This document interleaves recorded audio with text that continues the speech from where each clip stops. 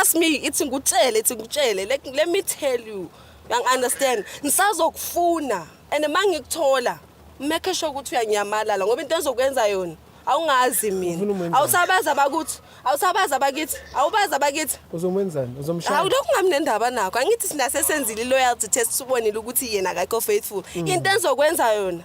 Ngicela unyamalale ngoba lapha engikuthola khona ngiyakutshela kuzoba ngiyakutshela sibu ngiyakutshela into ezokwenza yona wena so ungibona njengesithipha mina mangibhekile ngithi ngimisa into zami ngibhekane nawe manje ungitshela amasimba ngithi nendaba okay so phela sibona angithi uclever wena so phela sibona ukuthi ubani uclever phakathi kwami nawe ngithi mina udla imali yami thatha le mali ubhetha ngayo uzinhla ngithi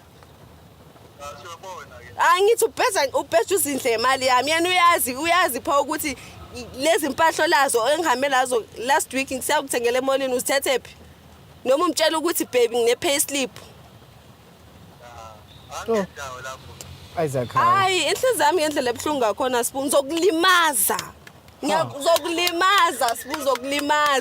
ngizokufuna ngizokuthola ngizokulimaza ngiyakutshela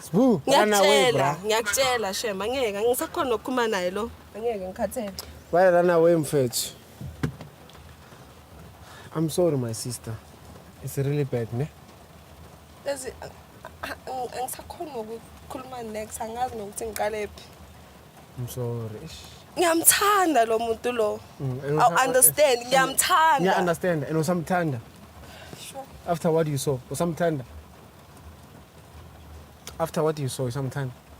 mfethu uyazi ama feelings nafana awona button ukuthi manje ngapress ngithi manje ngisamthanda.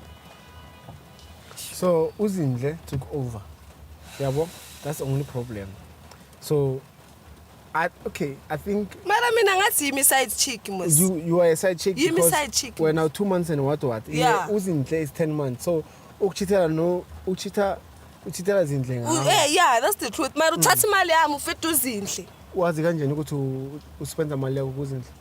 Like seriously because this guy ngiyakutshela I'm doing literally everything from head to toe like yonke into ngiyamenzela. You understand? Ngiyamenzela lo muntu lo.